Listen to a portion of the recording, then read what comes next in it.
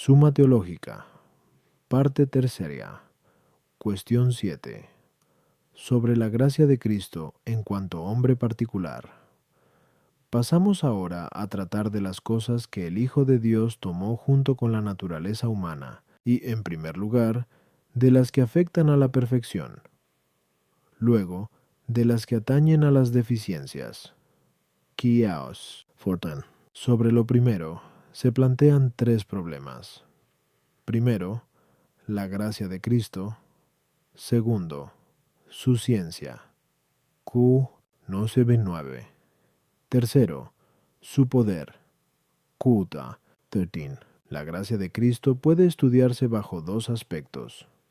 Primero, como la propia de un hombre particular. Segundo, como la gracia del que es cabeza de la Iglesia. Kil 8. De la gracia de unión ya se ha hablado. Kisi 2. Sobre la gracia en el primer aspecto, se plantean tres interrogantes. ¿Se dio en el alma de Cristo la gracia habitual? ¿Tuvo Cristo virtudes? ¿Se dio en él la fe? ¿Existió en él la esperanza? ¿Poseyó Cristo los dones? ¿Tuvo Cristo el don de temor? ¿Se dieron en Cristo los carismas? ¿Tuvo Cristo el don de profecía? ¿Poseyó la plenitud de gracia? Tal plenitud es propia de Cristo. ¿Es infinita la gracia de Cristo? ¿Pudo aumentar? ¿Qué relación guarda esta gracia con la unión hipostática? Artículo 1. Se dio la gracia habitual en el alma asumida por el Verbo. Lat. Objeciones por las que parece que la gracia habitual no se dio en el alma asumida por el Verbo. Pon.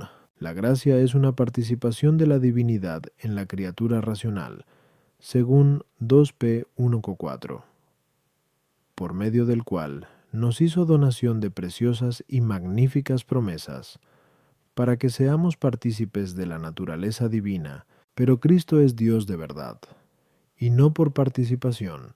Luego en él no hubo gracia habitual. Tuo. El hombre necesita la gracia para actuar rectamente, de acuerdo con Pinacor 15:10. He trabajado más que todos, aunque no yo, sino la gracia de Dios conmigo.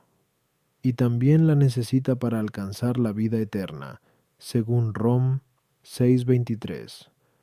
La gracia de Dios es la vida eterna. Ahora bien, a Cristo se le debía la herencia de la vida eterna por el simple hecho de ser hijo natural de Dios, y, al ser el Verbo por quien fueron hechas todas las cosas, JRAN 1:3, le asistía el poder de hacer bien todas las cosas. Por consiguiente, según su naturaleza humana, no necesitaba de otra gracia que la unión con el Verbo. El sujeto que actúa a modo de instrumento no necesita de un hábito para las propias operaciones, pues tal hábito reside en el agente principal. Ahora bien, la naturaleza humana fue en Cristo como un instrumento de la divinidad. Como enseña el Damasceno en el libro 3, luego en Cristo no debió existir la gracia habitual. Contra esto, está lo que se dice en Is 11:2. Descansará sobre él el Espíritu del Señor, del que se afirma que está en el hombre por medio de la gracia habitual, como se explicó en la primera parte, Ki 43:3. Luego en Cristo se dio la gracia habitual. Respondo. Es necesario que la gracia habitual se dé en Cristo por tres motivos. Primero, por razón de la unión de su alma con el Verbo de Dios, pues cuanto un ser que recibe se encuentra más cerca de la causa que influye, tanto más participa de esa influencia. Ahora bien, el influjo de la gracia proviene de Dios, según Sal 83:12. El Señor dará la gracia y la gloria, y por tanto, fue conveniente en grado máximo que aquella alma recibiese el influjo de la gracia divina. Segundo, por la nobleza de su alma, cuyas operaciones era necesario que contactasen con Dios de la forma más próxima mediante el conocimiento y el amor. Para conseguir esto, la naturaleza humana tiene que ser elevada por la gracia. Tercero, por la relación del propio Cristo con el género humano. Él es efectivamente, en cuanto hombre, mediador entre Dios y los hombres, como se dice en 1 Tim 2:5, y por eso era preciso que tuviera también la gracia que redundase en los demás, conforme a JN 1:16. De su plenitud hemos recibido todos gracia tras gracia. A las objeciones. 1. Cristo es verdadero Dios por su persona y por su naturaleza divinas. Pero como en la unidad de la persona persiste la distinción de la naturaleza, como es claro por lo dicho anteriormente, 2. El alma de Cristo no es esencialmente divina. De ahí la necesidad de que llegue a serlo por participación, cosa que se logra por medio de la gracia. 2. A Cristo, en cuanto Hijo de Dios por naturaleza, se le debe la herencia eterna, que es la misma bienaventuranza increada, lograda por un acto increado de conocimiento y de amor de Dios, que es el mismo con que el Padre se conoce y ama a sí mismo. El alma no era capaz de tal acto a causa de la diferencia de naturaleza, por lo que era necesario que alcanzase a Dios por un acto creado de fruición, acto que resulta imposible sin la gracia. Del mismo modo, en cuanto verbo de Dios, tuvo la facultad de hacer bien todas las cosas por su operación divina, pero como, además de esta operación divina, es necesario poner en él una operación humana, según luego se verá, punto y 19 ant. 1, se requiere que exista en él la gracia habitual, mediante la cual tal operación resulte perfecta.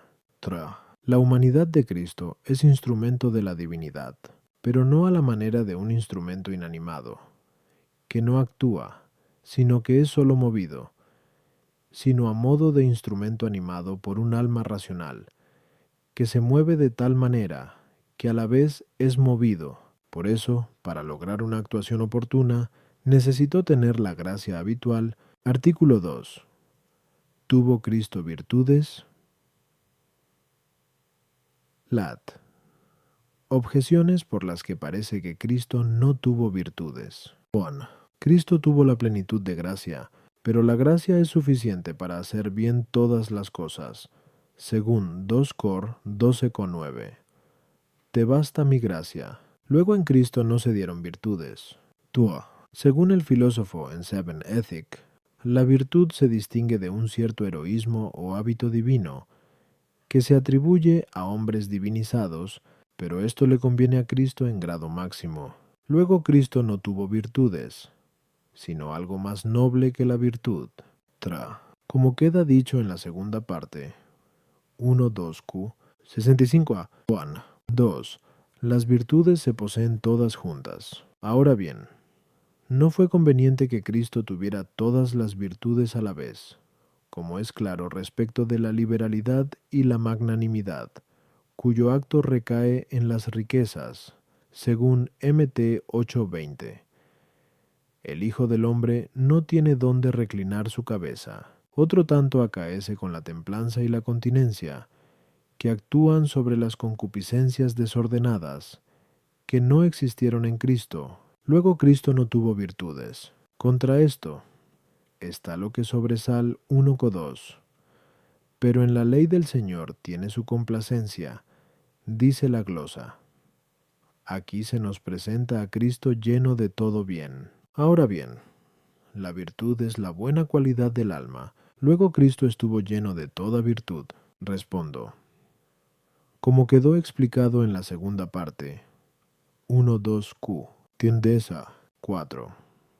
Así como la gracia se relaciona con la esencia del alma, así también se relaciona la virtud con sus potencias. Por eso es necesario que, así como las potencias del alma se derivan de su esencia, así también es necesario que las virtudes se deriven de la gracia, y cuanto más perfecto es un principio, tanto más profundos son sus efectos, por lo que, al ser la gracia de Cristo perfectísima, es natural que procedan de ella las virtudes para perfeccionar cada una de las potencias en orden a todos los actos del alma, y así resulta que Cristo tuvo todas las virtudes. A las objeciones. 1. Al hombre le basta la gracia para todo aquello con lo que se ordena a la bienaventuranza. Sin embargo, hay cosas que realiza la misma gracia inmediatamente, como el hacer grato a Dios, y otras por el estilo. En cambio, otras cosas las lleva a cabo por medio de las virtudes que proceden de ella. Tua. El hábito heroico o divino no se distingue de lo que comúnmente llamamos virtud más que por el modo más perfecto.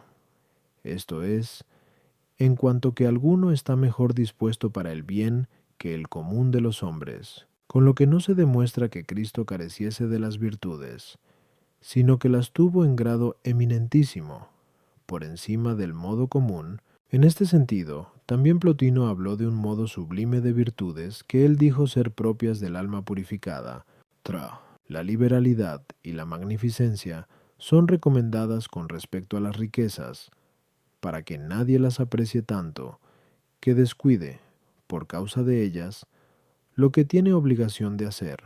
Y el que menos aprecia las riquezas es aquel que las desprecia y rechaza totalmente por amor a la perfección. Y por eso Cristo, por el simple hecho de haber despreciado todas las riquezas, demostró en sí mismo el grado supremo de liberalidad y de magnificencia, aunque también ejerció un acto de liberalidad, conforme a sus posibilidades, ordenando que se entregasen a los pobres las cosas que a él le daban. Por eso, cuando el Señor dijo a Judas, según Gente 13:20, lo que vas a hacer, hazlo pronto, los discípulos pensaron que el Señor le había mandado dar algo a los pobres. Ma Vicento 29. Por otro lado, Cristo no tuvo en modo alguno pasiones desordenadas, como se verá más adelante. Kitoji te soy tú. Sin embargo, esto no excluye que tuviese la templanza, que es tanto más perfecta en el hombre cuanto más carece de pasiones desordenadas. Por este motivo, según el filósofo en el Seven Ethic, el templado se distingue del continente en que el primero no tiene pasiones bajas, mientras que el segundo sí las padece. Por tanto, si la continencia se entiende en el sentido que la toma el filósofo, Cristo, por haber poseído todas las virtudes, no tuvo la continencia, que no es una virtud, sino algo inferior a la virtud. Artículo 3. Tuvo Cristo fe. Lat. Objeciones por las que parece que en Cristo se dio la fe. 1. La fe es una virtud más excelente que las virtudes morales. Por ejemplo, la templanza y la liberalidad. Ahora bien, estas virtudes se dieron en Cristo, como queda dicho, tú. Luego con mayor razón se dio en él la fe, tú. Cristo no enseñó las virtudes que no tuvo él. De acuerdo con Act 1:1, Jesús comenzó a hacer y enseñar. Pero en Heb 12:2 se dice que Cristo es autor y consumador de la fe. Por consiguiente, se dio en él en grado supremo, En los bienaventurados no existe lo que incluye imperfección, pero en los bienaventurados se da la fe. Pues acerca de Rom 1:17, en él se revela la justicia de Dios, pasando de una fe a otra fe, comenta la glosa, de la fe en las palabras y de la esperanza a la fe de las cosas y de la contemplación. Luego parece que en Cristo se dio la fe, porque no incluye imperfección alguna.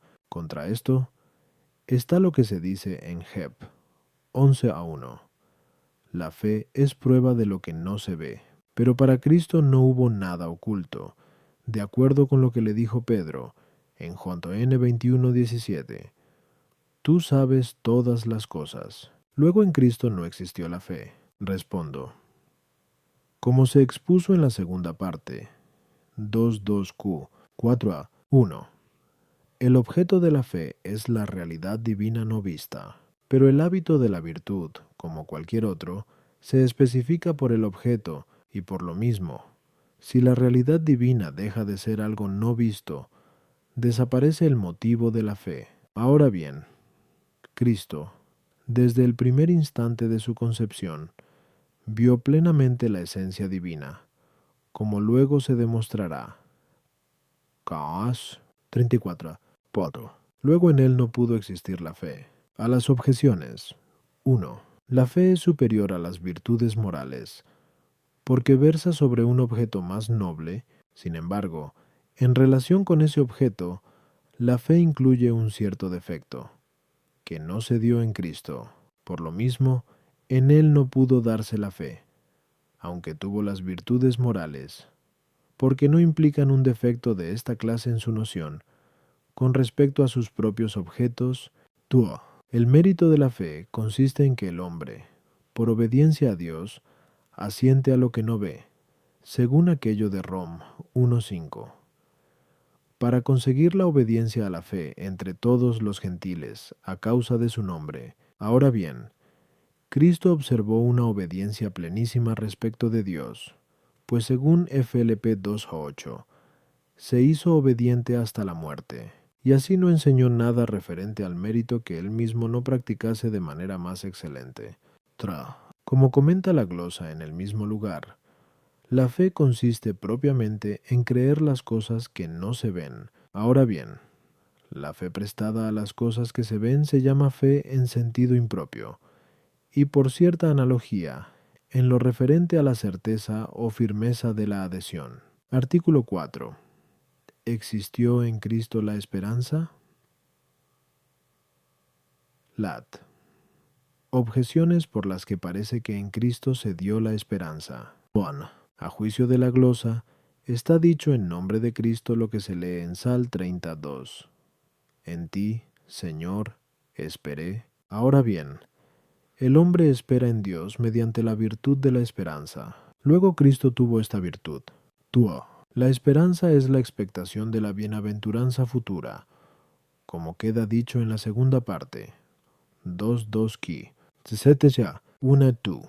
A 5. A 6. Pero Cristo esperaba algo referente a la bienaventuranza, a saber, la glorificación de su cuerpo. Luego parece que en él existió la esperanza.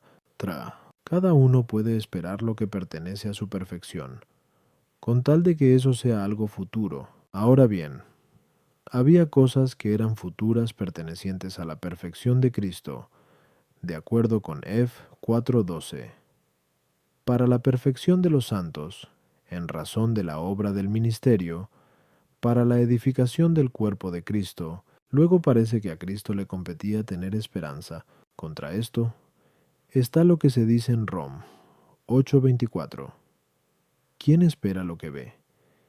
Y de esta manera resulta manifiesto que, así como la fe tiene por objeto las cosas no vistas, así sucede también con la esperanza. Pero la fe no existió en Cristo, como queda dicho, a 3. Luego tampoco la esperanza.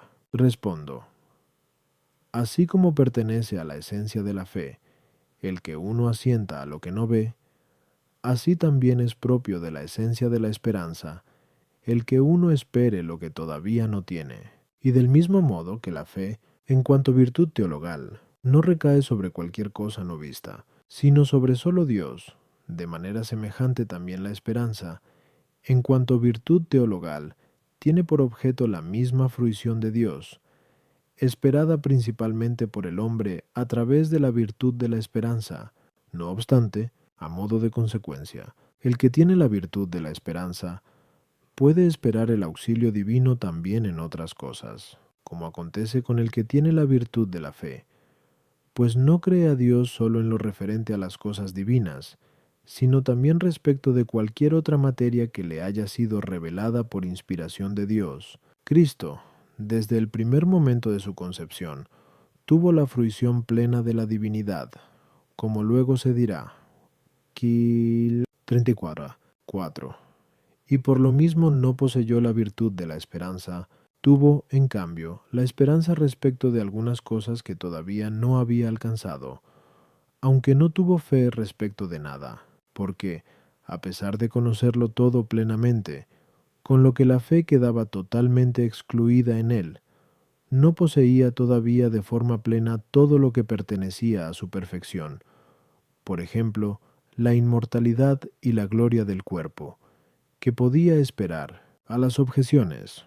1. Esas palabras no se aplican a Cristo con relación a la esperanza en cuanto virtud teologal, sino respecto de otras cosas que todavía no poseía, como se ha dicho en la exposición. 2.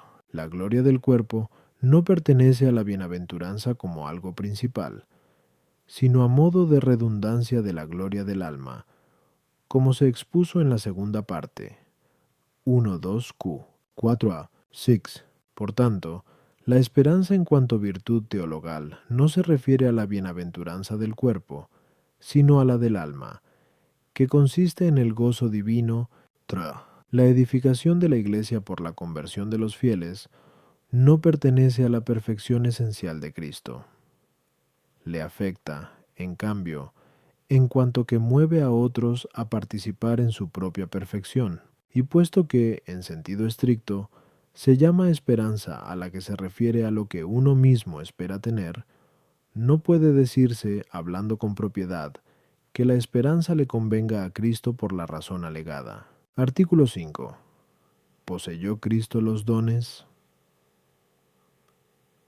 Lat. Objeciones por las que parece que Cristo no tuvo los dones. Juan. Es opinión común que los dones se dan para ayuda de las virtudes, pero lo que es perfecto en sí mismo no necesita de ayuda exterior. Como en Cristo las virtudes fueron perfectas, parece que en Él no existieron los dones. Tua. No parece pertenecer a una misma persona, dar los dones y recibirlos, porque darlos es propio de quien los tiene, y recibirlos es propio de quien no los posee. Pero a Cristo le compete dar los dones. De acuerdo con Sal 67:19, distribuyó dones a los hombres. Luego a Cristo no le corresponde recibir los dones del Espíritu Santo. Parece que 4 de los dones pertenecen a la contemplación del estado de vía, a saber, los de sabiduría, ciencia, entendimiento y consejo, que corresponde a la prudencia.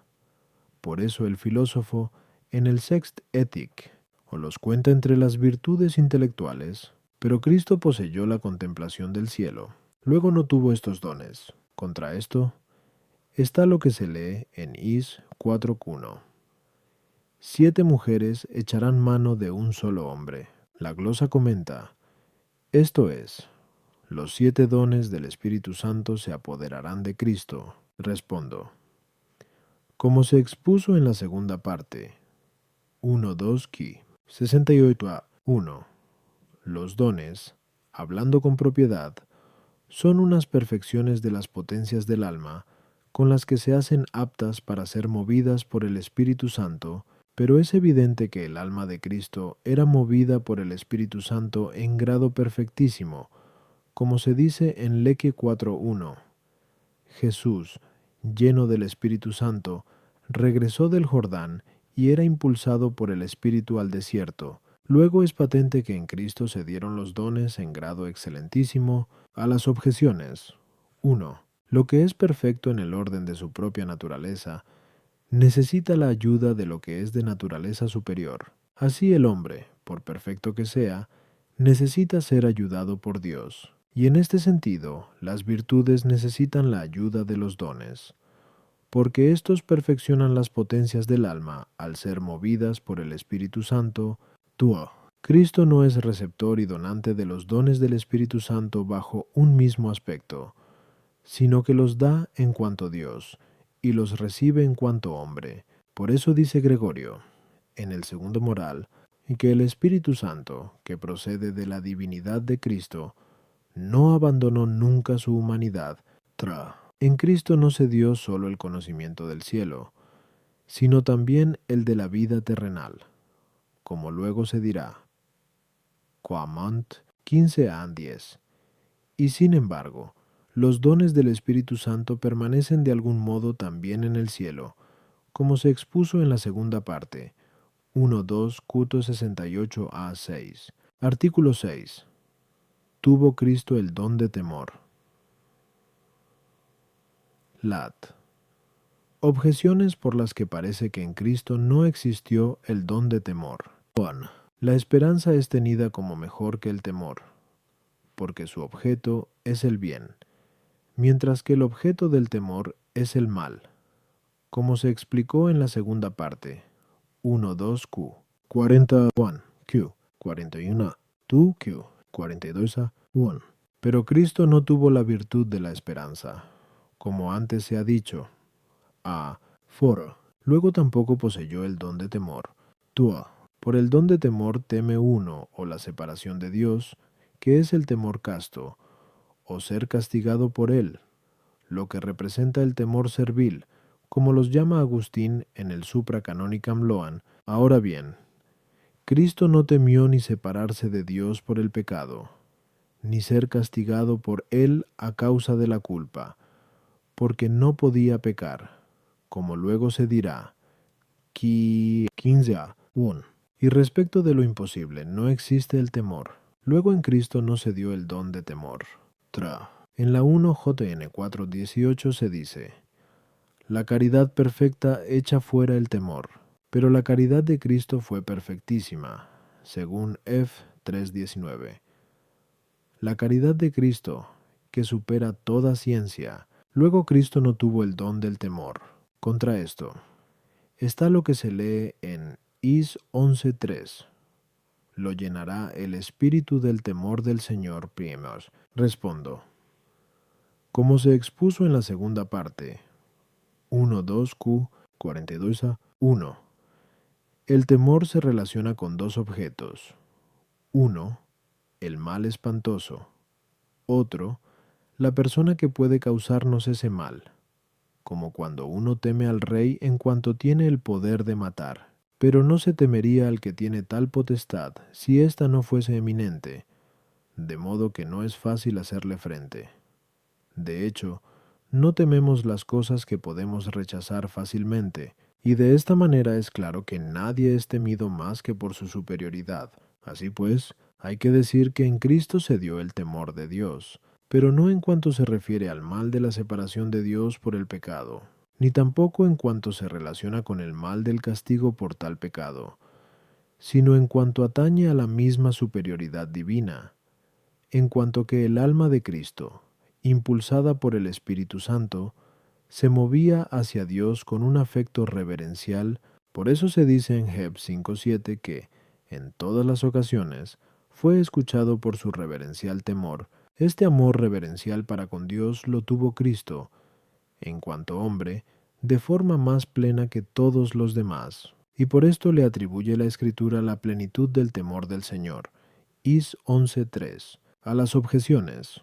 1. Los hábitos de las virtudes y de los dones se refieren propia y directamente al bien, mientras que con el mal solo se relacionan por vía de consecuencia, pues es propio de la naturaleza de la virtud hacer buena la obra, como se dice en el segundo Ethic, y por esto no pertenece a la naturaleza del don de temor el mal que contempla, sino la superioridad de aquel bien, es decir, el divino, que tiene poder para infligir un mal. En cambio, la esperanza como virtud dice relación no sólo al autor del bien, sino simultáneamente al mismo bien en cuanto no poseído, y por eso a Cristo no se le atribuye la virtud de la esperanza, porque poseía ya el bien perfecto de la bienaventuranza, pero sí el don de temor. 2.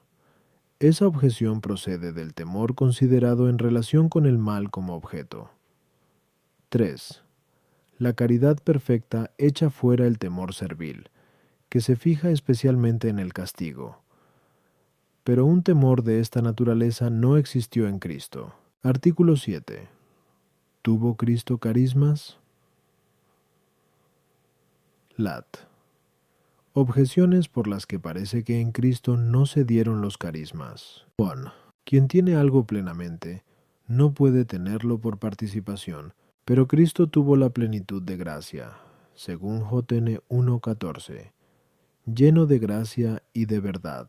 Y los carismas parece que son a modo de participaciones concedidas parcialmente, y en particular a diversos individuos, de acuerdo con Punocor 12,4. Hay diversidad de dones. Luego parece que en Cristo no se dieron los carismas. Lo que a uno se le debe, no parece que se le dé gratuitamente, pero a Cristo hombre le eran debidos la abundancia en la palabra de sabiduría y de ciencia, el poder de hacer milagros, y otras cosas por el estilo que pertenecen a los llamados carismas, por ser él el poder de Dios y la sabiduría de Dios, como se dice en 1 Cor 1:24. Luego no era oportuno que Cristo tuviese carismas. Los carismas se ordenan a la utilidad de los fieles, según Ninacor 12,7. Cada uno se le da la manifestación del Espíritu para el bien común, pero no se ve que pertenezca al bien común un hábito o cualquier otra disposición, si el hombre no se sirve de ellos, de acuerdo con Eclo 20:32. Sabiduría oculta y tesoro escondido. ¿Qué utilidad hay en los dos? Sin embargo, no se lee que Cristo se haya servido de todos los carismas, especialmente en lo que se refiere al don de lenguas. Luego en Cristo no se dieron todos los carismas. Contra esto, está lo que dice Agustín en la epístola Ad Dardanum. Así como en la cabeza están todos los sentidos, así existieron en Cristo todas las gracias. Respondo, como se explicó en la segunda parte, 1-2 Q, Sionsa 4. Los carismas se ordenan a la manifestación de la fe y de la doctrina espiritual. Es necesario que el que enseña tenga aquellos medios por los cuales manifieste su doctrina. En caso contrario, tal doctrina resultaría inútil. Ahora bien, Cristo es el primero y principal maestro de la fe y de la doctrina espiritual, como se dice en Heb 2:3-4. Esta salvación fue inaugurada por la predicación del Señor. Fue confirmada entre nosotros por los que le escucharon, confirmándola Dios con señales y milagros, etc. Es, pues, claro que Cristo, como primero y principal maestro de la fe, tuvo todos los carismas en grado eminentísimo. A las objeciones. 1. Así como la gracia santificante se ordena a los actos meritorios tanto interiores como exteriores, así también el carisma se ordena a ciertos actos externos que manifiestan la fe. Por ejemplo, la realización de milagros y otras obras por el estilo. Cristo poseyó plenamente ambas gracias, pues, al estar su alma unida a la divinidad, tenía el poder total de realizar todos los actos predichos. En cambio, los otros santos, que son movidos por Dios no como instrumentos unidos, sino separados, reciben un poder particular para realizar tales o cuales actos, de ahí que en los demás santos los carismas se encuentren divididos. No así en Cristo. Tuo. Cristo se llama poder y sabiduría de Dios porque es el Hijo eterno de Dios. En este sentido no le compete tener la gracia, sino más bien ser el dispensador de la misma. Sin embargo, le corresponde tener la gracia según su naturaleza humana. A los apóstoles les fue concedido el don de lenguas, porque eran enviados a enseñar a todas las gentes. Mt 28:19. Cristo, en cambio, solo quiso predicar personalmente al pueblo judío, como él mismo lo dijo en Mt 15:24. No he sido enviado sino a las ovejas perdidas de la casa de Israel. Y el apóstol escribe en Rom 15:8. Digo que Cristo fue ministro de la circuncisión, y por eso no fue necesario que hablase diversas lenguas. Sin embargo, no careció del conocimiento de todas las lenguas, puesto que tampoco le eran desconocidos los pensamientos secretos de los corazones, como se dirá luego. Quiquaes 10:2, de los que son signos las palabras. Y no obstante, no tuvo inútilmente este conocimiento, como no se tiene inútilmente un hábito que no se usa cuando no es oportuno. Artículo 8. ¿Dispuso Cristo de la profecía? Lat.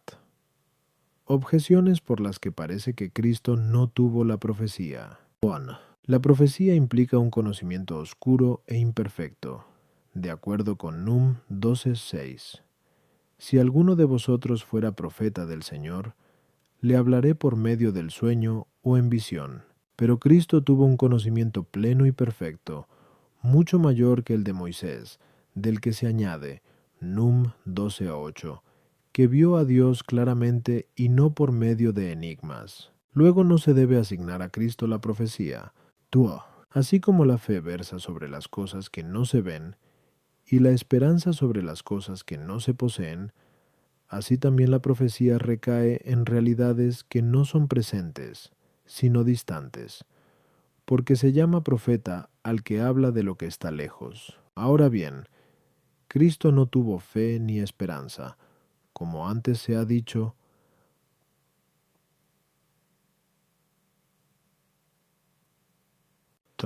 foro. Luego tampoco hay que atribuir a Cristo la profecía. El profeta es de categoría inferior al ángel, por lo que se dice de Moisés, que fue el mayor de los profetas, como se expuso en la segunda parte, 2 Doski, 174a, 4, que habló con un ángel en el desierto, Act 7:38, pero Cristo no es inferior a los ángeles en lo que atañe al conocimiento espiritual, sino solo en cuanto a su pasibilidad corporal, como se escribe en Heb 2:9. Parece por tanto que Cristo no fue profeta. Contra esto está lo que se dice de él en DT 18:15. Dios os suscitará un profeta de en medio de vuestros hermanos. Y él mismo dice de sí, en MT 13:57 y JN 4:44.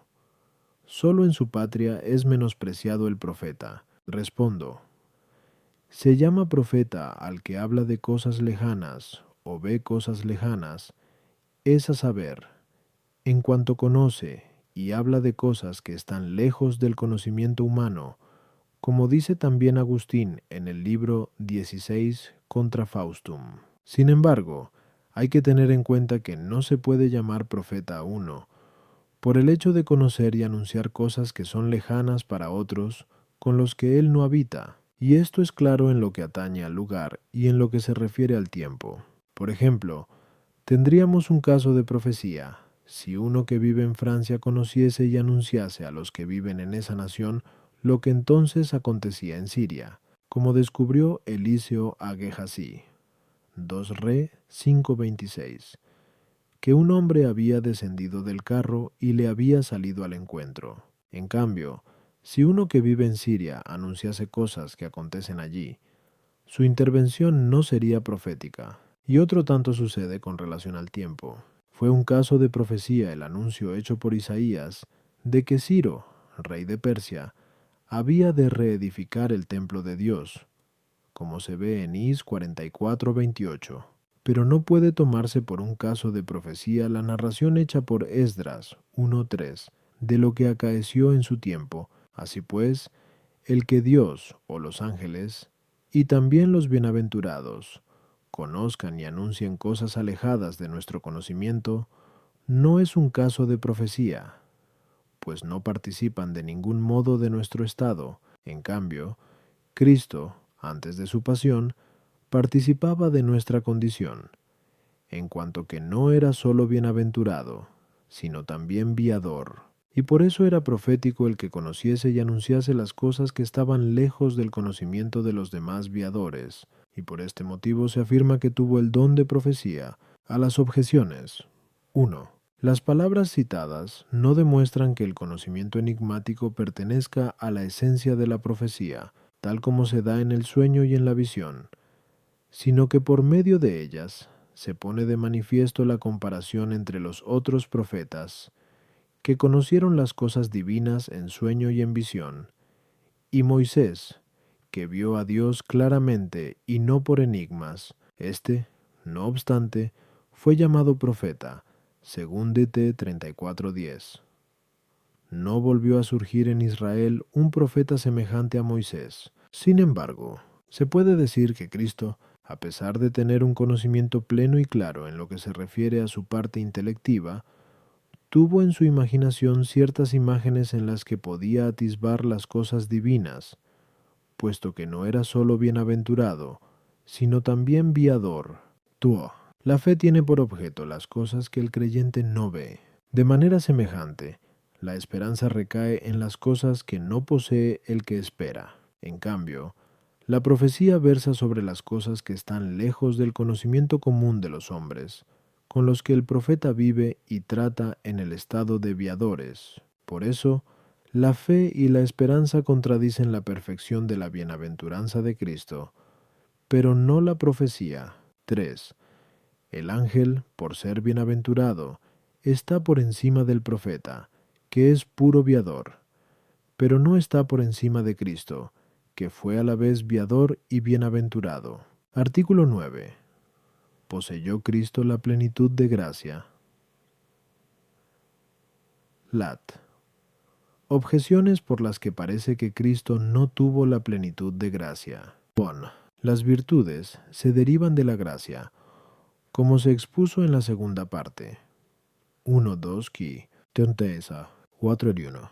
Pero en Cristo no se dieron todas las virtudes, puesto que careció de fe y esperanza, como se ha dicho, ansen tra, for. Luego Cristo no tuvo la plenitud de gracia, tuo, como es claro por lo dicho en la segunda parte. 1-2 q, si onza, 2. La gracia se divide en operante y cooperante. Se llama operante a la que justifica al pecador, y esto no ocurrió en Cristo, porque nunca estuvo sujeto al pecado. Por tanto, en Cristo no existió la plenitud de gracia, tra. En Sant 1,17 se dice, toda buena dádiva y todo don perfecto vienen de arriba, descienden del Padre de las luces. Ahora bien, lo que desciende se posee parcial y no plenamente. Luego ninguna criatura, ni siquiera el alma de Cristo, puede tener en plenitud los dones de la gracia. Contra esto está lo que se dice en Juan 1,8. Le vimos lleno de gracia y de verdad. Respondo. Poseer plenamente una cosa equivale a poseerla total y perfectamente, pero la totalidad y la perfección pueden considerarse bajo dos aspectos. 1.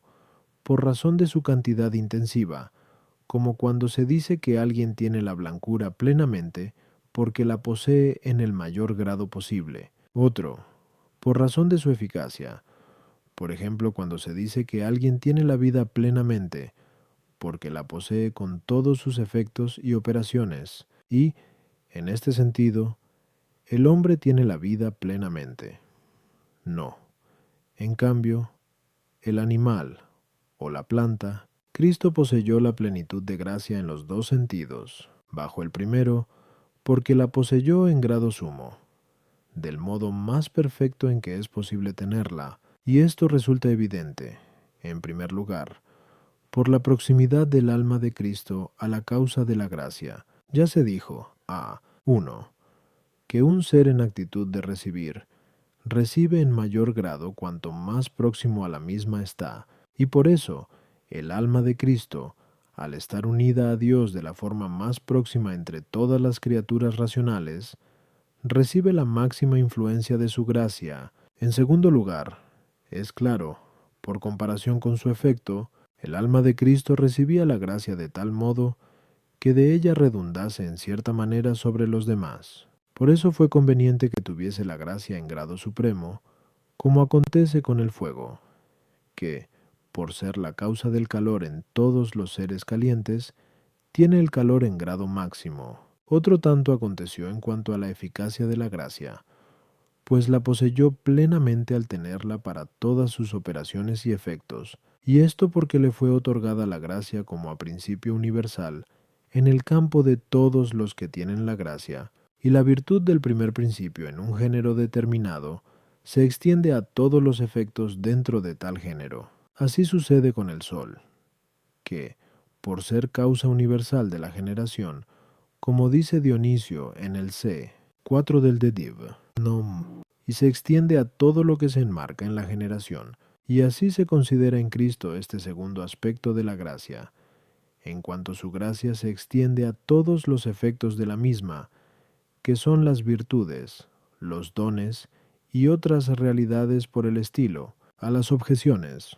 1. La fe y la esperanza designan efectos de la gracia con un cierto defecto proveniente del sujeto que recibe la gracia, es a saber, en cuanto que la fe tiene por objeto lo que no vemos, y la esperanza lo que no poseemos. Por eso es necesario que en Cristo, por ser el autor de la gracia, no se den los defectos que llevan consigo la fe y la esperanza. Sin embargo, todo lo que hay de perfección en la fe y la esperanza está en Cristo de manera mucho más perfecta. Así como en el fuego no se encuentran los modos defectuosos del calor emanados del defecto del sujeto, sino todo lo que pertenece a la perfección del calor, tua. Lo propio de la gracia operante es causar la justificación.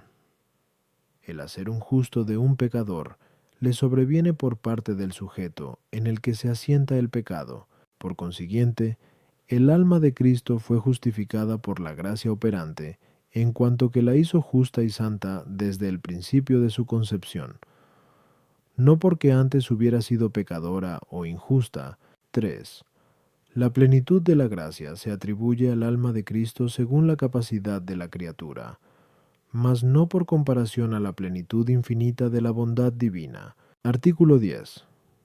¿Es propia de Cristo la plenitud de gracia? Lat. Objeciones por las que parece que la plenitud de gracia no es propia de Cristo. Bon.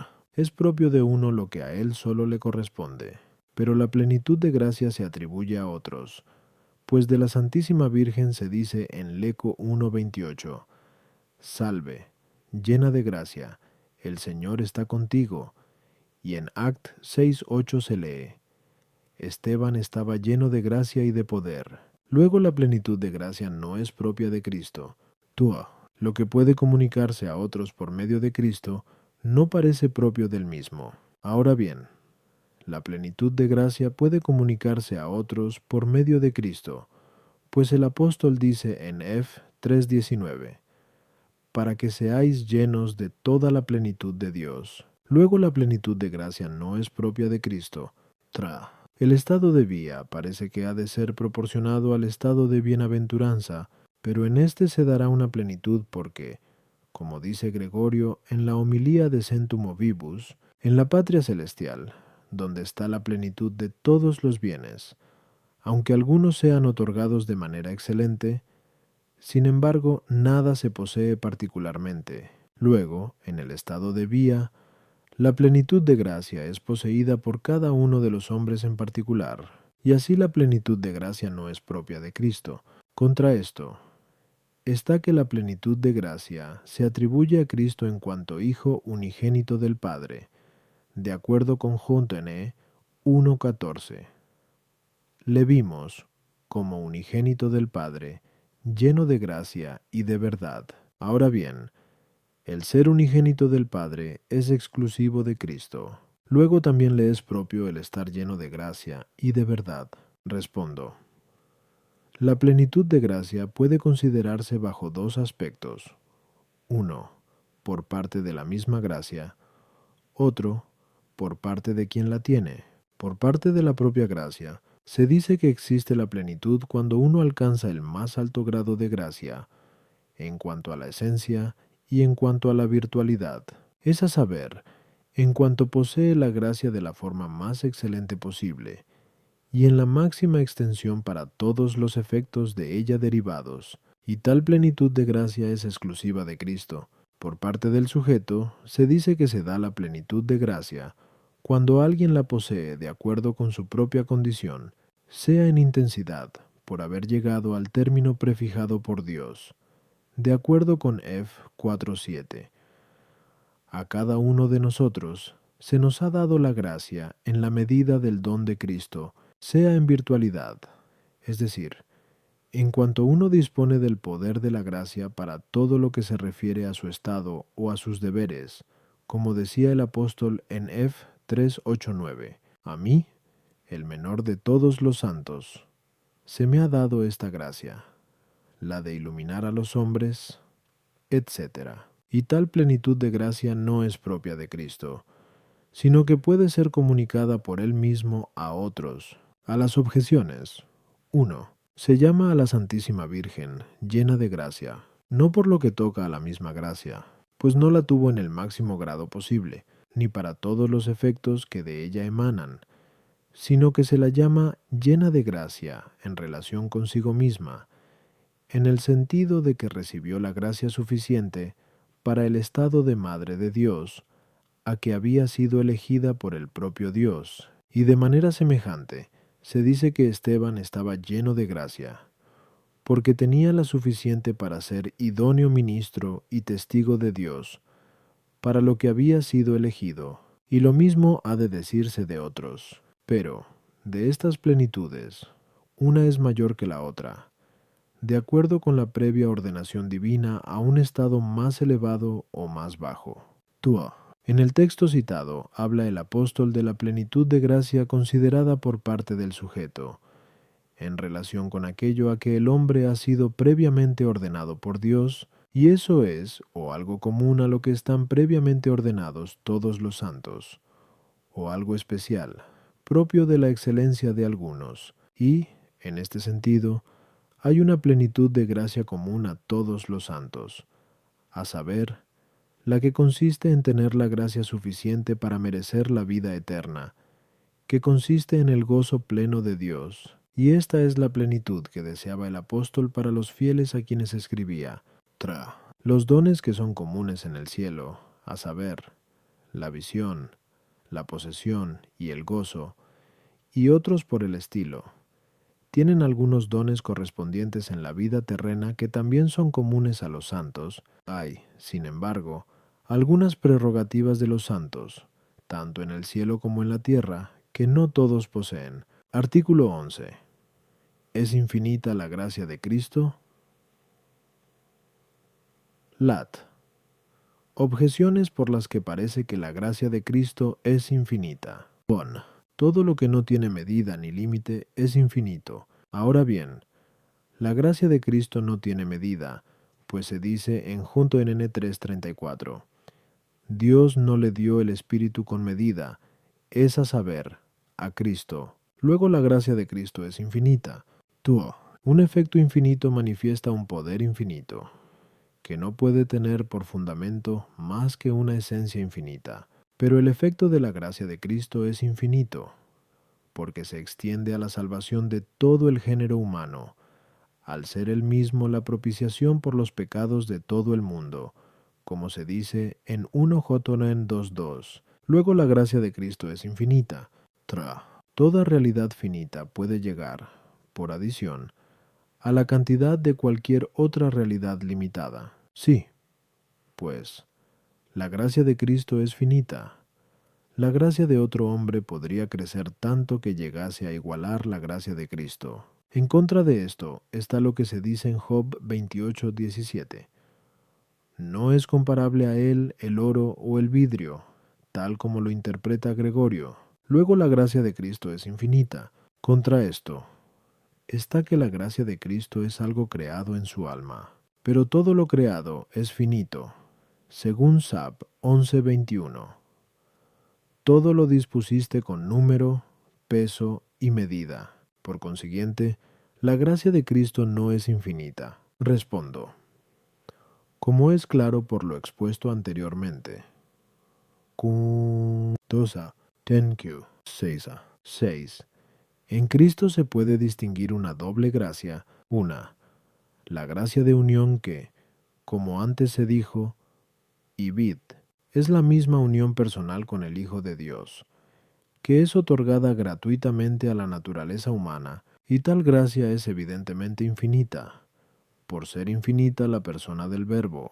Otra es la gracia habitual, que puede considerarse de dos maneras. Primero, en cuanto que es un ser, y, bajo este aspecto, tiene que ser finita, al encontrarse en el alma de Cristo como en su sujeto. El alma de Cristo es una criatura, siendo su capacidad limitada, por lo que el ser de la gracia, al no exceder a su sujeto, no puede ser infinito. Segundo, en relación con la propia naturaleza de la gracia, y, en este sentido, la gracia puede llamarse infinita, porque no está limitada, ya que tiene lo que puede pertenecer al concepto de gracia, y eso no le es dado en conformidad con una determinada medida, porque, según el propósito de la gracia de Dios, Rom 4:5, a quien pertenece medir la gracia, Esta le es conferida al alma de Cristo como a principio universal de justificación para la naturaleza humana,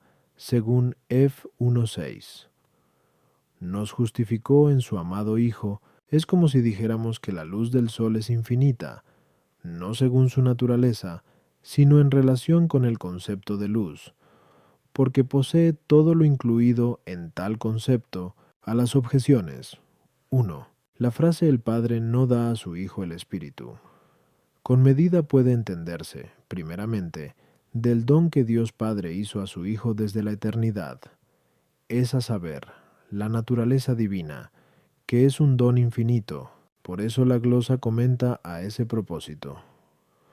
Para que el Hijo sea tan grande como lo es el Padre, en segundo lugar, puede referirse al don otorgado a la naturaleza humana, a fin de que se una a la persona divina, lo que constituye un don infinito. Por eso la glosa dice allí mismo: del mismo modo que el Padre engendró un verbo pleno y perfecto, así también pleno y perfecto se unió a la naturaleza humana. Finalmente, puede referirse a la gracia habitual, en cuanto que la gracia de Cristo se extiende a todo lo que pertenece a la gracia. Por eso, exponiéndolo, comenta Agustín: la medida es una cierta división de los dones, pues a uno se le da, por medio del Espíritu, la palabra de sabiduría, a otro, la palabra de ciencia. Pero Cristo, que es el donante, no recibió con medida. Tuo. La gracia de Cristo tiene un efecto infinito, bien por razón de la infinitud antedicha, en la exposición de la propia gracia, bien por razón de la unidad de la persona divina, a la que está unida el alma de Cristo. Lo menos puede llegar, por medio del aumento, a la cantidad de lo que es mayor en las cosas que tienen cantidad de la misma naturaleza. Pero la gracia de otro hombre se compara con la de Cristo como el poder particular con el universal, por lo que, así como el poder del fuego, por mucho que crezca, no puede equipararse al poder del sol. Así la gracia de otro hombre, por más que crezca, no podrá igualarse a la gracia de Cristo. Artículo 12. ¿Pudo aumentar la gracia de Cristo? Lat. Objeciones por las que parece que la gracia de Cristo pudiera ser acrecentada. 1. A todo lo finito se le puede añadir algo. Si la gracia de Cristo es limitada, como se acaba de decir, a 11. Luego pudo acrecentarse. 2. El poder divino realiza el aumento de la gracia, de acuerdo con 2 Cor 9,8. Poderoso es Dios para hacer abundar en vosotros toda gracia. Ahora bien, el poder divino, por ser infinito, no es limitado por término alguno. Por tanto, parece que la gracia de Cristo pudiera ser mayor.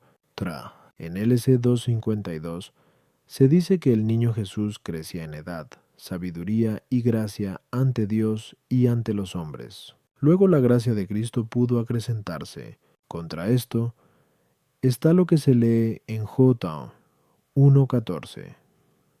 Le vimos como unigénito del Padre, lleno de gracia y de verdad.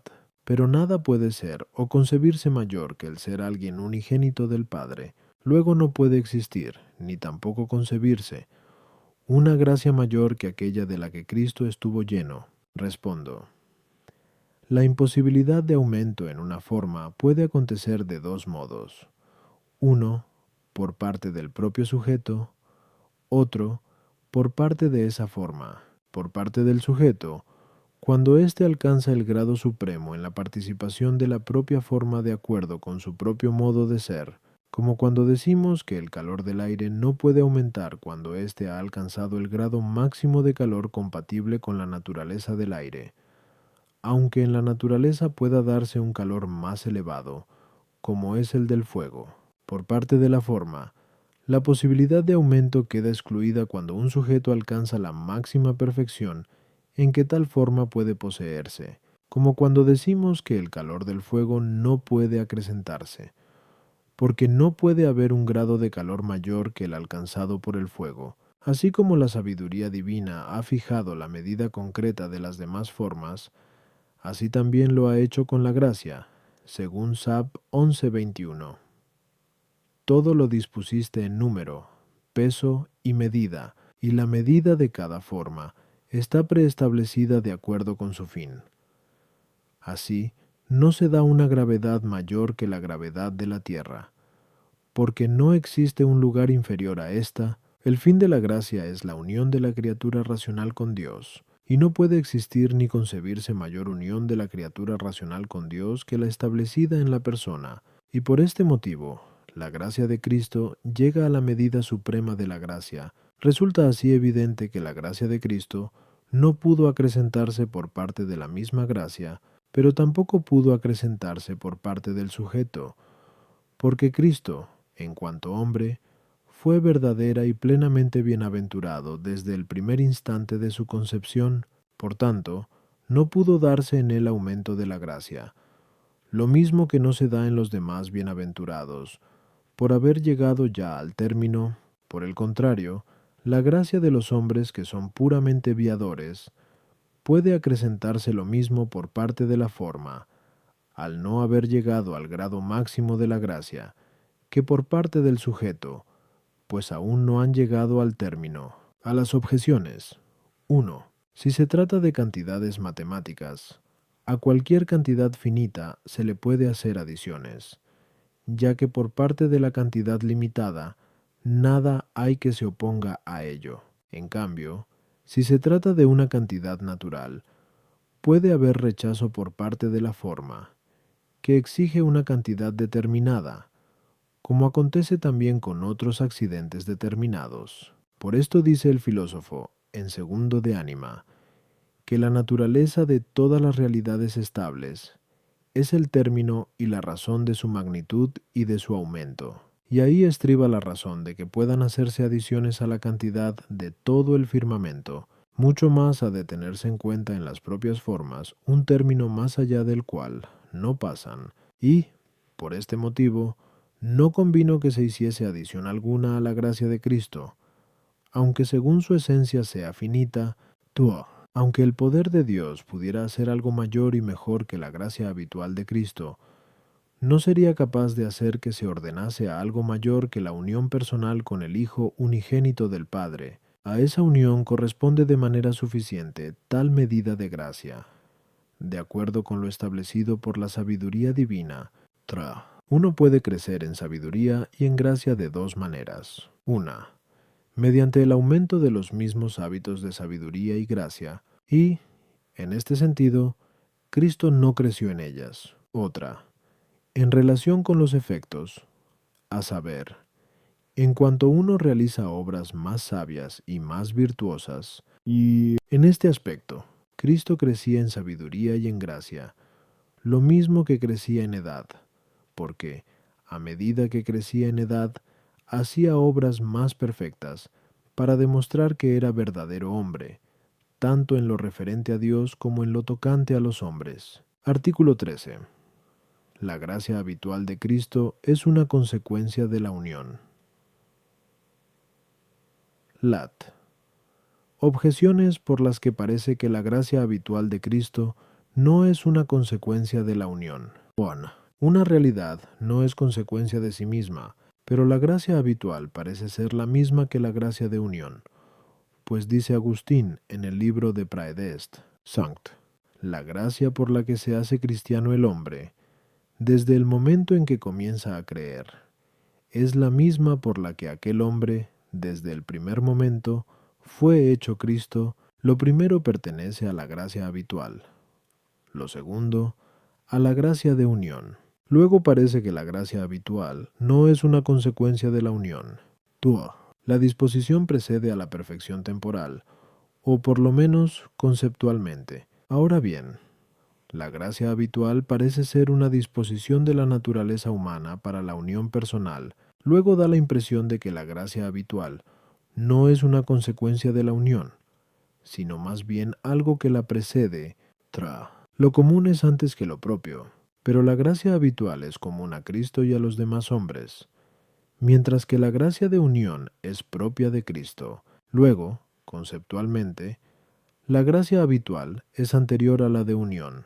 Por consiguiente, no es efecto de esta. Contra esto, está lo que se dice en Is 42,1. He aquí a mi siervo, yo lo sostendré.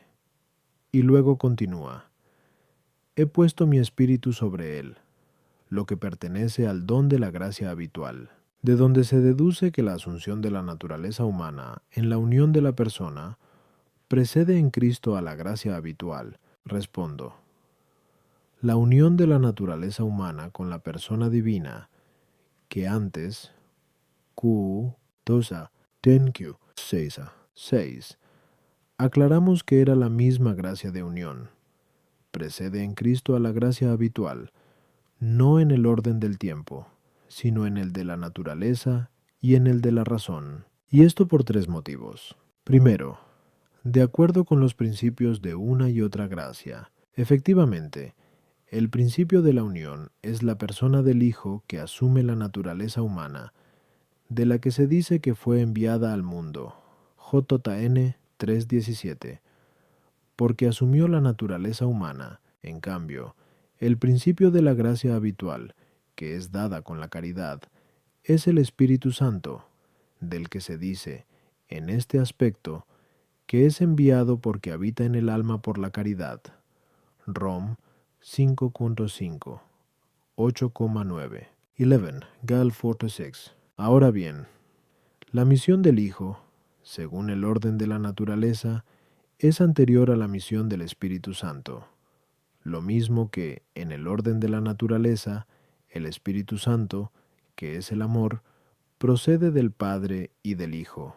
Por lo que también la unión personal, según la cual se entiende la misión del Hijo, es anterior, en el orden de naturaleza, a la gracia habitual, según la cual se considera la misión del Espíritu Santo. Segundo, la razón de tal orden se toma de la relación entre la gracia y su causa. La gracia es causada en el hombre por la presencia de la divinidad, como lo es la luz en el aire por la presencia del sol. Por eso se dice en Es 43:2, la gloria de Dios entraba por el oriente, y la tierra resplandecía por su gloria. Pero la presencia de Dios en Cristo se entiende por la unión de la naturaleza humana con la persona divina. Por tanto, la gracia habitual de Cristo se considera como consecuencia de esa unión, lo mismo que la luz es consecuencia del sol. El tercer motivo de tal orden puede tomarse del fin de la gracia. Esta se ordena a obrar rectamente, y las acciones son de los supuestos y de los individuos, por lo que la acción, y en consecuencia la gracia, que a ella se ordena, presupone la hipóstasis que obra, pero la hipóstasis no es algo que se suponga anterior a la unión en la naturaleza humana, como queda claro por lo dicho anteriormente, Kijin 4:3, y por consiguiente, la gracia de unión precede conceptualmente a la gracia habitual. A las objeciones. 1. En el texto citado, Agustín llama gracia a la voluntad de Dios, que otorga gratuitamente sus beneficios, y por este motivo dice que es una misma la gracia que hace a cualquier hombre cristiano, y aquella por la que el hombre es hecho Cristo, porque las dos cosas provienen de la voluntad gratuita de Dios, sin mérito previo. 2. Así como la disposición en el proceso generativo precede a la perfección para la que dispone en las cosas que se forman progresivamente, así también la disposición sigue a la perfección conseguida por un ser.